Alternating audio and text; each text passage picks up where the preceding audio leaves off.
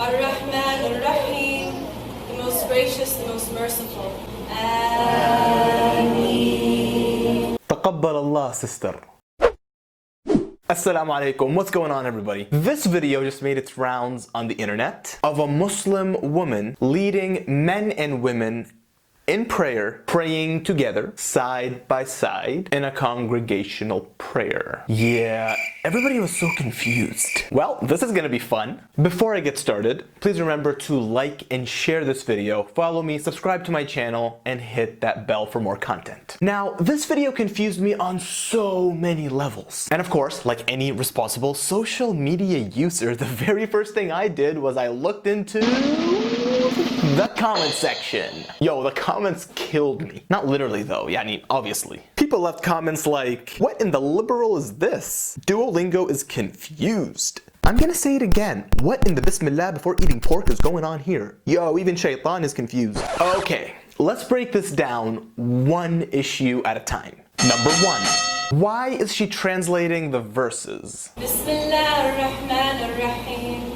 In the name of Allah, the most gracious, the most merciful. Typically in prayer, the whole prayer is done in Arabic. Now in Islam, the word prayer here doesn't translate very well because the word we're looking for is salah. Salah is the act of worship or act of praying. It's different than dua, which is supplication, which is just, praying to God for things and asking God for things. Like forgiveness, not just material things. Although material things are also great. Maybe ask for both. In salah, or this act of worship, of praying, the way it is structured is actually made up of multiple things, and this video is not for explaining how the Muslim prayer is carried out, but I will have a link in the description box below to a video that can better explain this. However, the rest of this video assumes that you know what salah is and how Muslims pray. With that being said, the salah, the prayer, is performed in Arabic. It doesn't matter where you come from, doesn't matter what languages you speak. Islam is a religion that's practiced by people all over the world, at least 2 billion, no, at most 2 billion. I think the conservative estimates are like 1.5 billion people around the world are Muslim from all over the world, different nationalities, different languages, but it's still performed in Arabic. But masha'Allah, homegirl here's providing translation services. The exception to this rule, whereby everything in the prayer should be performed in Arabic, at least the compulsory or integral parts of the prayer need to be done in Arabic. The exception is, and scholars do say, that when someone is a new convert to Islam, someone recently entered Islam, they're still learning about Islam, they're still learning about prayer, they can't speak Arabic, and it would be super difficult for them to start off and just learn how to pray and say everything in Arabic. In that situation, then they can perform their prayers in their native language. Because at that point in time, the most important thing is for them to get into the habit of prayer until such a time where they learn how to say them in Arabic. However, in this case, that's not what she's doing either. She's saying it in Arabic and then she's saying it in English. On the spot translation. And she's actually doing a pretty good job. Number two, is someone praying online via Zoom? When it comes to congregational prayer, when you're praying in a group behind an imam, you have to be in that physical location in order to actually partake in the congregation, in the congregational prayer. For example, you can't just turn on your TV, go to a channel in Saudi Arabia where the imam is praying in front of the Kaaba and then you just partake in the congregational prayer. You can't just pray through the TV. You can have it on, you can listen to the sermon if there's a sermon, you can listen to the prayer just to benefit, but you can't actually partake in the congregational prayer. On a side note though, if we could actually do that, doing Hajj would be so much easier. Number three, why is she sitting on her baby though? Really, guys? Really? Of all the criticisms, this is actually the least suspicious thing. This is actually the most Muslim thing I've seen. Have you never been to a mosque and seen Muslims praying and then their kids just going around terrorizing everybody? Kids running around punching and kicking people like piñatas? For example, check out this little girl in a mosque climbing her father's back like she's a pro mountain climber.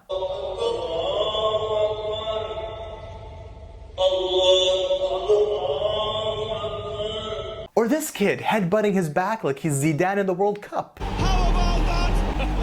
What a goal. As kids, when you do this long enough, your parents end up needing to restrain you like the criminal that you are. And typically they'll put you in that position to make sure you can't move around and cause any more chaos until they finish their prayer. So for me, honestly, that's not the biggest problem. Number 4, men and women praying side by side. Oof, this is about to get super controversial.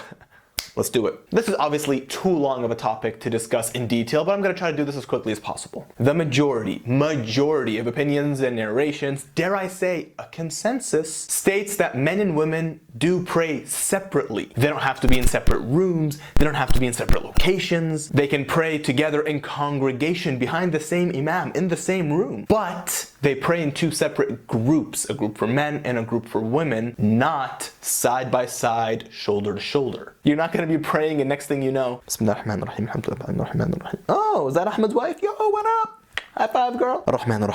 You're not going to be doing that. Granted, even if Ahmed is next to you, you're not going to be like, yo, what up, boy? You're not going to be doing that. Praying is a religious obligation. As I previously mentioned, it involves a variety of motions. Kneeling, prostrating, some bending over, standing shoulder to shoulder, and to protect your own and everyone else's modesty. And also, so you can focus in your prayer and not focusing on the opposite gender next to you or in front of you while performing this religious obligation, this religious action of praying. Men and women pray separately. This is mainly for public congregational prayers. In this instance, there is a gender separation for the act of praying. Not segregation, not discrimination, not sexism. I know where this conversation was headed. And number 5, why is a woman leading a mixed gendered congregational prayer? When I first saw this, I assumed the best, husn al-dhan. I said, you know what, this looks like it could be a class for new converts, it could be a class for people who are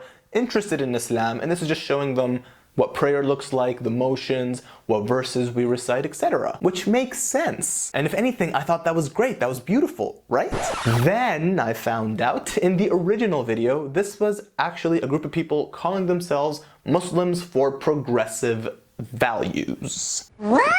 So you implying that Muslims and Islam are for regressive values? Okay. Now, if you thought the previous topic was too long, this is too long of a topic to discuss in a short video. But I will try my best to break this down quickly. First of all, I, believe it or not, am not a scholar. And although I knew a little bit about this topic, I had to do quite a bit of research about this. And honestly, I learned some new things. So let's do this. First and foremost, we know in Islam, women have been given rights over 1,000 years before some religions and societies even decided to treat women like human beings. We know that Islam gave women the rights to own property, financial independence, inheritance, choose who you marry, to be educated. Essentially, women have rights, and throughout history, this has been proven to be the case, whereby Muslim women were in leadership roles, Muslim women were knowledgeable scholars, they were business owners. And as you may have heard, the very first university in history was founded by a Muslim woman. Her name was Fatima bint Muhammad al-Fihriya al-Qurashiyya, and this was in modern day Morocco. So with all that being said, how can Islam honor women in such a way and then suddenly deny them the ability to be imams? Which is a fair question. Where did this come from? Let's start at the very top. The very first thing we need to consider is what qualifies someone to be an imam, for example, to lead prayer or congregational prayer. Well, simply put, that individual needs to be knowledgeable in Islam and being able to recite the Quran properly and perform the prayer properly. Okay, these seem like pretty fair qualifications. Moving on. What does the Quran say about this particular situation? There are actually no verses in the Quran that specifically say whether women can or cannot lead congregational prayers. With that being said, there's pretty much a consensus throughout history that a knowledgeable Muslim woman who can recite Quran and knows how to lead the prayers, she can lead congregational prayers in a congregation that is all women. Some scholars also say that if there is a congregation of men and women, but the men are not knowledgeable in Islam, they cannot read Quran or they cannot even pray properly, then in that case, again, a knowledgeable Muslim woman can lead that mixed congregational prayer. But they do say that if there are men in that congregation who are knowledgeable and can recite Quran and can lead the prayer, then they should be the ones to lead the mixed congregational prayer. With all of that being said, although there are no verses in the Quran that specifically talk about whether women can or cannot lead congregational prayers, many scholars throughout history have used some verses to extrapolate an understanding that women generally cannot lead mixed congregational prayers. Now, moving on to the hadiths. There are hadiths or teachings and sayings of Prophet Muhammad, peace be upon him, that scholars have used throughout history to also further support their statement or their opinions. Furthermore, many opinions and narrations have stated that during the time of Prophet Muhammad, peace be upon him, women leading mixed congregational prayers did not occur at that time. So they say that it was a given that in mixed congregational prayers, a man would lead those prayers. And they use that to further support their view. However, there is one hadith that people on the other end of the spectrum use, and they use it for the exact opposite view. It was a hadith whereby Prophet Muhammad, peace be upon him, told a female companion, Waraqah, to lead the congregational prayer